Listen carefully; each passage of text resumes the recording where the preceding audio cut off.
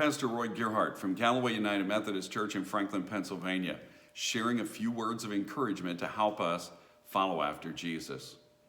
Yesterday, I left us with the question, how are you going to overcome the challenges that you're facing this week? I mean, hey, it was Monday morning, starting the work week, and for many people, that is the most dreaded day of the week, is having to get started back to work.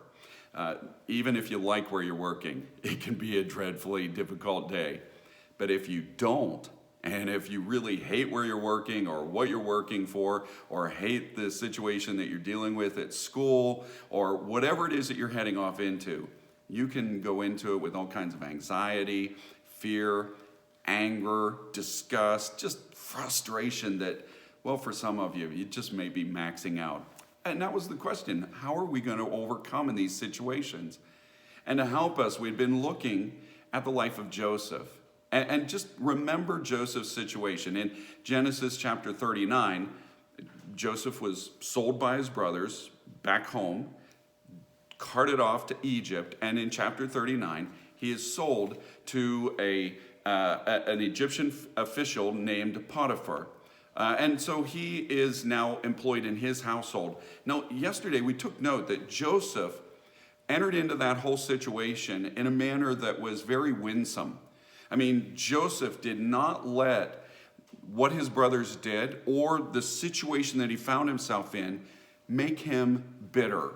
It didn't bring him down in discouragement in a way that, just left him acting out in anger or fear. I mean, he seemed to just really move right into the situation with an attitude that allowed him to overcome and to receive God's blessing all the way along as he was working at Potiphar's house.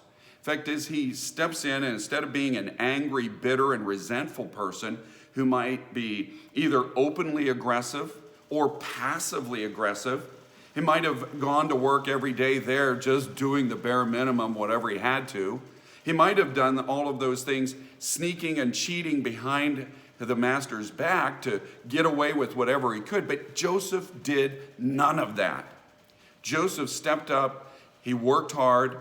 He was honest. He was reliable. He was faithful and true all the way through. Now, he did that with an integrity of relationship toward God, not just toward his master, literally his master, Potiphar, his owner. He didn't do it there. He did that with an integrity toward God. And we see that as Joseph faces increasing challenges in his life, that he was basing everything that he did off of his relationship with God to live in a manner that was going to honor God. This is a really perfect picture of what the Apostle Paul spoke in Ephesians 6.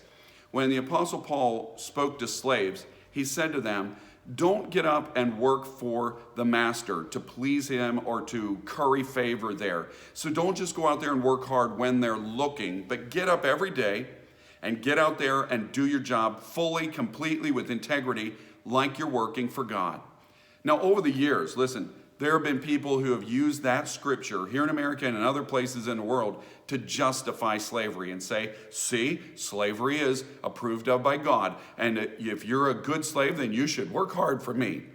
That is an incredible misuse of that scripture. This is scripture that is spoken to a person in a situation where it's like, hey, I'm stuck here. This is my life situation. What do I do with this? Joseph, you see, exemplifies it perfectly. He gets up every day and he goes and he does his work for God. That's what the Apostle Paul is saying.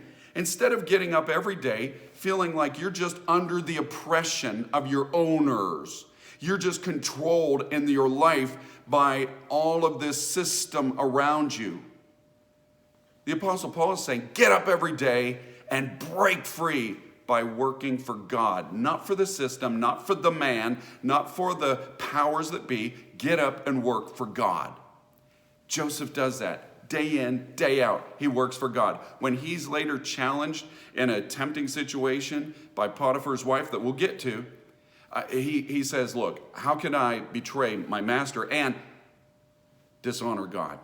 You see, everything in his life is aimed in that direction, that he's going to live with integrity and honor that can be appreciated and recognized by others. because he wants to honor and glorify God. That's where the source of his life is coming from. He doesn't get up and do it just for the temporal benefits or just for the recognition of other people. He does it to honor God in his life. You get up and work your life that way this week. Get up every morning and say, I'm going to go to work for God. And God will be there with you just as he was with Joseph. And he blessed Joseph to do well in whatever he did. Trust God to be the one who's in charge in your life and live for him. May God bless you today. And as you share this good news, may God make you a blessing wherever he takes you.